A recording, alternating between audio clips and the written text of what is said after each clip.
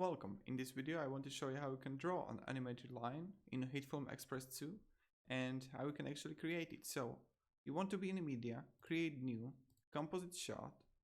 Alright. Now go with the new layer, choose plane, color white, okay. And now you will click here to have the transformation, unclick the scale. So now you can just scale it as much as you want.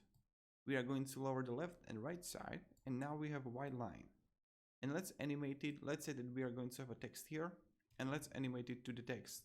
So all I have to do is just click position here. In the starting position, we will be outside the view.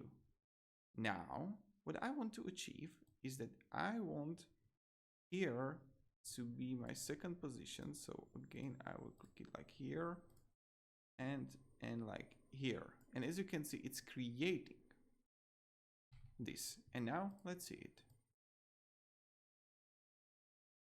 We have it. And another thing you can do, and this is also pretty cool, you can, let's say that we want to make it scale it. So again, I'm going to animate the scale.